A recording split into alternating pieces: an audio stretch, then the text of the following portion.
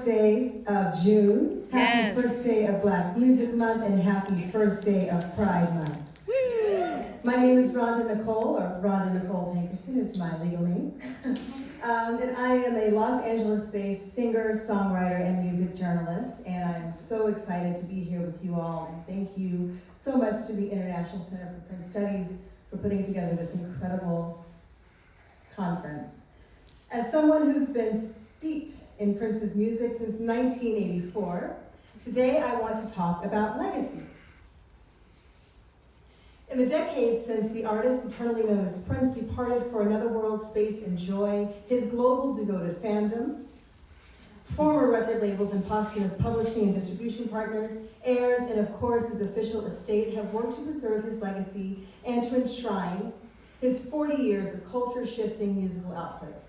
Through everything from fan-led tributes, parties, and scholarly conferences such as this one, to themed nights hosted by hometown sports teams, to strategic needle drops in the final episodes of the landmark series Stranger Things, and meticulously curated formal releases and experiential activations like the annual celebration at Paisley Park, Prince's, so that didn't, how do I get this to move? Oh, down? Ooh, y'all, I got a green and everything. All right, okay, TV, radio. Anyway, Prince's name, likeness, and image and voice have maintained an undeniable stronghold on public imagination, discourse, and media consumption. Notorious in his early career for the ways he courted controversy, in the years since Prince's death, his legacy has become its own source of contention and debate as longtime diehard supporters simultaneously embrace and rebuff the ways his estate in particular has or has not upheld his life's work and creative contributions. Criticism runs the gamut from mild disappointment to some fans going full scorched earth on social media. I'll know who y'all at. Calling out the more visible figures behind the purple curtain by name and threatening to never buy another product. Praise, while not nearly as loud or aggressive, ranges from, oh my God, I love Prince and I love everything and I can't wait to buy the thing and go to the stuff, that's me, to a more measured, mature version of, yeah, this is good and I hope we get more blank in the future. At the core of both the fire and the flattery are the olds, the boomers, Gen Xers, and yes, even some millennials for whom Prince was foundational to the soundtrack of our youth. A crucial point here is that we grew up with him. Many of us were entirely too young to be as into him and his music as we were in real time in the late 70s and throughout the 80s. And as the first wave of the hip-hop and MTV generation, Prince sat at the heart of our formative cultural experiences. We're understandably protective of him, especially now, and committed to keeping him top of mind and on the tip of the collective tongue. We care deeply about how and where and why he shows up posthumously. We believe, perhaps, that because we were there for some of the most defining moments, his first time on American Bandstand, the Purple Rain era, his perfect little booty popping out of the VMAs, the Love Symbol era, the Super Bowl, etc., his legacy is ours to gatekeep and inform.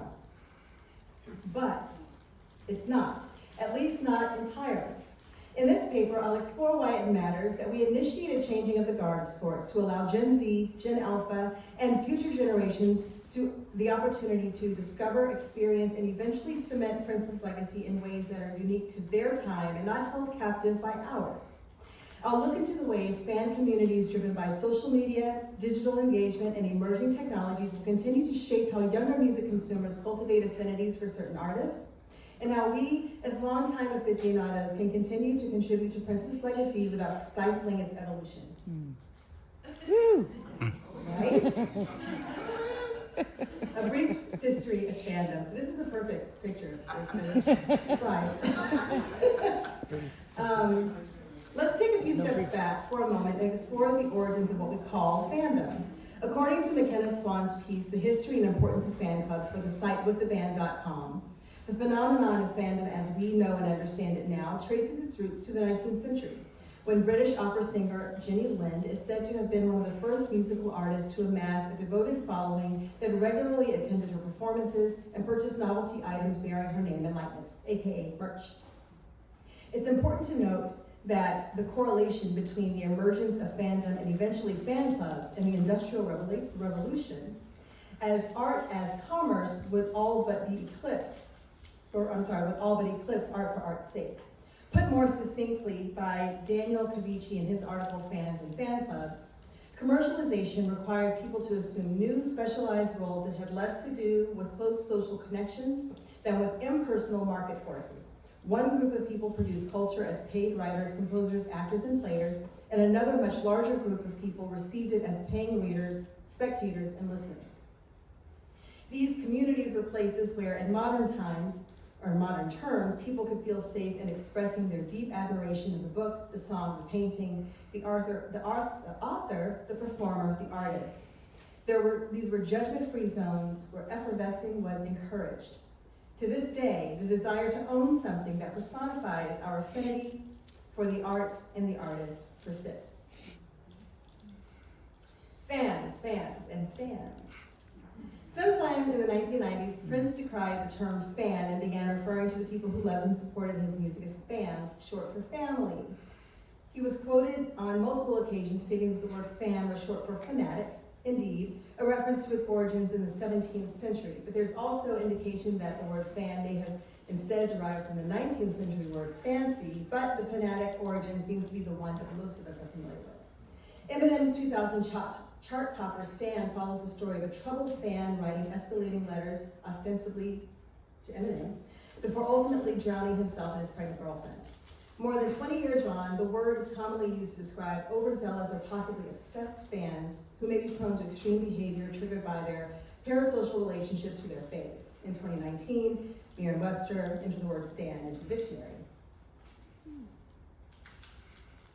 Not unlike their forebears in the 1800s, fans, and stans in the age of social media share an intense connection to the artist and their work, but tend to represent a small percentage of an artist's global fan base.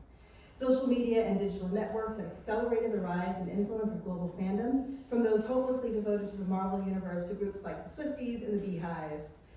These groups often inspire more casual fans to deepen their discovery and join these communities. In recent years, however, factions within these fandoms become overly invested in a particular kind of purity, refusing to allow criticism in the form of reviews or measured cultural scholarship, and resorting to harassing, doxing, or threatening physical harm towards anyone who fails to perform their brand of idol worship. While this more extreme behavior is the exception and doesn't seem to have permeated the Prince fandom, watching it all, what we do see within the Purple Rains is the resistance to allowing what is old to us to be new to others. With decades of dedicated and intense study and consumption of Prince's music, along with the videos, sartorial, and design elements that personified each era, media appearances, and other moments, fans comprise an essential through line connecting past and present and serving as living witness to a once-in-a-lifetime artist and creative force. The question now is, how does a well-established fandom such as Prince's make room for growth and expansion? Preserving Prince's legacy is not simply about freezing 1978 to 2016 in time. Ensuring that his music continues to reach as many ears and hearts as it can requires a loosening of the reins to allow a kind of discovery and unearthing that will likely look and feel different from what we experienced in the late 20th century. In an article published in April 2026 in the Minnesota Star Tribune, acclaimed music and entertainment journalist John Green offered his insights into the ongoing conversations around Prince's legacy over the last 10 years. His piece spotlights a handful of fans who've been deep in the Purple world for 40 plus years, like Matthew Jeffrey, a UK-based fan who shared an open letter to the Prince estate on Substack earlier this year. In his letter, Jeffrey takes a measured and thoughtful approach to his critique of how the estate has managed Prince's legacy in the last 10 years, saying the estate carries more than rights and assets. It carries a living signal, and this is the moment to bring order, clarity, and visible purpose to how that signal is shared. We want you to succeed, and we want you to make money because we want Prince's legacy to thrive commercially and culturally, and those goals are aligned rather than in conflict. The real risk is leaving a once-in-a-century cultural asset structurally under-monetized in an era when archives are becoming platforms. He goes on to lay out the ways he believes the estate can better serve both Prince's legacy and his longtime supporters, emphasizing the need for urgency, clarity, and, quote, visionary stewardship. Jeffrey also tackles one of the most crucial aspects of the legacy preservation, introduction to new, younger audiences.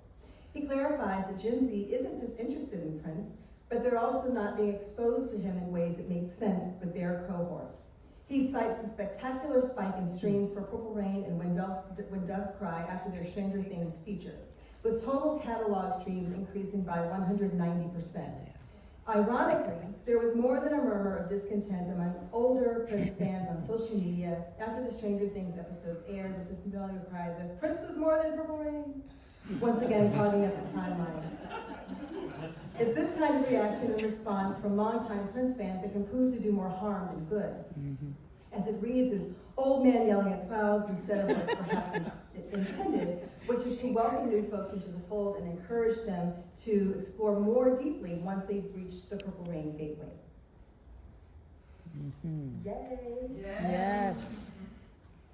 Gen Alpha, born between 2010 and 2024, is the first generation born in the smart tech era. Their arrival coincides with the rise in short-form video and bite-sized content developed for super short attention spans. For both younger Gen Z and Gen Alpha social media users, okay, we'll just leave it there. TikTok challenges, dances, and sounds often lead to curiosity about music. For these groups, listening to music is more likely to involve utilizing assistants like Siri and Alexa to play songs on demand rather than engaging with physical media the way that we did. This is not trivial. In fact, these shifts in how media is dispensed and ingested impact how young consumers perceive an artist like Prince. After all, within the Prince fandom, we often discuss in forums such as this how he leveraged technology, sometimes leaning into what was new at the time and often returning to what was tried and true from previous eras to build his empire of sound. For every experimental, organic feeling record, there was one with a more crisp, radio-friendly energy. For every slightly muddy final mix, there was one that some would call too perfect. So for a generation whose earliest musical introductions may have been artists who rely heavily on auto-tune or even tracks mixed for optimal lossless performance, encountering Prince's Dirty Mind album, or the Rainbow Children, may turn a young listener off, especially if not contextualized within a trending sound or challenge. According to a 2021 Harris poll, listeners under the age of 30 show a propensity for cross-platform discovery, indicating, especially to the music industry, that passive discovery likely plays a significant role in music adoption. 48% learn about new music from TV shows. 35% learn about new music from commercials or advertisements. In the decade since his death, some of the most recognizable songs from Prince's catalog have shown up in ads. Let's Go Crazy is featured in a 2018 Capital One ad. I Would Die For You appeared in trailers for James Samuel's The Book of Clarence in 2023, and in 2026's Project Hail Mary with Ryan Gosling. And in 2018, his haunting rehearsal of The Spiritual Mary, Don't You Weep, originally recorded by the Fisk Jubilee Singers in 1915, and subsequently recorded by the Queen of Soul, Aretha Franklin, among others, played over the credits of Spike Lee's Black Klansman before being officially released on the Piano on a Microphone 1983 compilation later that year. And even before 2016, his music popped up in the 2011 NBA All-Star Playoff ads, and of course there was his iconic performance on American Idol in 2006. Maybe these choices didn't seem to trigger the same dread amongst fans when Prince was alive as they do now when they're made on behalf of others, or on his behalf by others. However, a foundational understanding of music publishing, copyright, and catalog value, about which Prince was extremely vocal throughout the mid-1990s through the end of his physical life, should point to the strategy behind licensing his music for visual media. Prince was keenly astute businessman, and his understanding of his industry grew by leaps and bounds as he became more established in his career. His battle with Warner Brothers has become the gold standard for artists advocating for ownership of and proper compensation for their work. It's possible that he may have made slightly different choices about how his songs are used across media placements where he's still alive with us in the flesh, but it's a hard sell that he would have absolutely, unequivocally, and vehemently been opposed to it in general as a means of exploiting his catalog over time and reaching a new audience. This was that day that he decided that P control is absolutely, anyway, just kidding. New music discovery is more likely to occur when we're younger, which makes it all the more logical for those entrusted with monetizing Prince's legacy to pursue unique, perhaps unconventional methods to introduce his work to new audiences, despite older fans' protestations that he wouldn't have wanted whatever. As the aforementioned Harris poll makes clear, these kinds of placements do drive discovery, making it possible for younger, newer fans to find Prince's music and begin to develop their own relationships to it outside of or alongside influence from the elders. Aw, the E did something weird. Writing for LSU's Reveille, music journalist Skylar Bouillette attempts to get closer to the heart of the generational music discovery matter in the article entitled, How Your Generation Shapes Your Playlist. Repeating the oft-shared theory that we form our most meaningful musical bonds in our tweens through our early 20s, Bouillette goes further and asserts that the actual devices used in our music discovery have substantial influence on how we experience the music itself. And that isn't at all far-fetched or particularly novel. For those of us who grew up rummaging through our parents' collections of vinyl albums, 8-tracks and cassettes, or going to the record store to procure our own records, tapes, and CDs, we have a drastically different relationship to the music and the artist than do younger millennials and Gen Z, who are more likely to favor MP3s and tinker with early on-stream platforms. Online streaming platforms. The sharp shift in formats, devices, and listening habits makes it all the more urgent for longtime fans to release our expectations that those coming up behind us will somehow interpret and synthesize the music we grew up with according to our remembered experiences. For us in the Prince community especially, we have the opportunity to influence and inspire young music consumers by sharing our recollections while encouraging them to find that song, that album, and that era that resonates with them. Through the end of his physical life, Prince embraced new technologies, actively mentored emerging artists, and remained committed to evolving his sound, even as he continued to advocate for organic, real music by real musicians, temporarily eschewed streaming platforms like Spotify, and suspended his social media presence for a time. To read this as a resistance to change is to misread what I believe to be his intent, which was to figure out how to use all these new bells and whistles and buttons authentically to reach people who wanted to hear his music. When we think back to the Musicology tour, when Prince began actively encouraging his fans to bring their kids and families to the shows, he was laying the foundation for a future fandom that wouldn't have the same relationship to 1999 or Sexy MF as perhaps their parents, but who would hopefully find their own joy fantastic in the memories of those live shows alongside mom and dad, and revisiting the songs they heard growing up, and finally in pressing play on a classic that suddenly hit #1 again thanks to a popular TV series. Recently on Threads, I came upon a post from a presumably younger millennial or older Gen Z user who said, every 3 months I discover a new Prince song that becomes my favorite Prince song. Several comments echoed this sentiment, with one user musing, he is the gift that keeps on giving, while another marveled at how his catalog continues to, quote, unfold 10 years after his death. For my part, I asked what his recent new faves were, and he replied, Slow Love and Fury. Think about that, Slow Love from the 80s. And Fury from the 21st century. Imagine that. Even without knowing exactly how old this person is, or how long they've been listening to Prince's music, or even how they listen to his music, on vinyl, on CDs, on streaming, or all of the above, it's important to recognize how critical this ongoing discovery is to preserving Prince's legacy and extending his reach to a new, younger audience. Teens walking around in Purple Rain t-shirts they picked up at Target or Urban Outfitters may not have heard one single guitar lick from that album yet. They may have never seen the movie or paid any real attention to any of Prince's music. They may just be following a trend or tapping into their older relatives' nostalgia.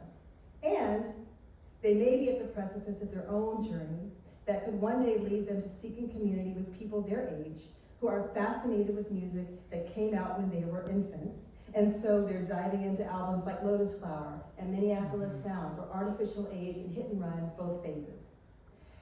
From those more recent releases, they may work their way backward through Prince's discography and discover, hopefully, that they'll encounter wonderful longtime fans who will point them in the direction of unofficial releases and gems like Small Club, offer historical context about an album's recording with the social and political tenor of the time of release, or reminisce about their first encounters with Prince's music and how their own fandom evolved. We're primed to connect with younger fans via social media and in real life to invite them into our coveted spaces without disparaging their love for the more pop culture forward songs or their lack of experience with deeper cuts. We can encourage and help guide their discovery without judgment, create intergenerational fan-led experiences in Minneapolis or other cities, and engage in a kind of active outreach and inclusion that many of us wished had existed for us when we were younger and felt like no one loved Prince's music as ferociously as we did. While the established Purple fandom continues to thrive and bring newcomers into the fold, the powers that be have the responsibility to pursue a variety of avenues to drive audience growth and expansion. Some of these experiments, like the recent Purple Rain musical, won't always appeal to some of the deeper fandom, and that's okay. In a perfect scenario, the dearly beloved continue to try to nudge the estate in the direction we'd like to see them go with official releases, experiences that provide better access to younger and non-US based fans, and multimedia documentation. For its part, the estate balances critique and suggestions from its core audience and seeks opportunities to leverage our institutional knowledge. Those entrusted with the official long-term work of legacy preservation should ideally be able to superserve Prince's P1s, a term we use in radio to define the most active and engaged segment of an audience, while cultivating new audiences that would eventually become superfans. Preserving Prince's legacy demands a dedication found in the Purple fandom that embodies the lyrics, "Paisley Park is in your heart." It requires his estate's ongoing efforts to find innovative ways to bring his music to new audiences, like the new city foretold in the opening of the NPG's Exodus album, and as he did with 1-800-NEW-FUNK and later NPG Music Club. And it means that those of us whose fandom spans the entirety of Prince's career welcome new fans to the dawn so that they too can become members of the new power generation. Thank you.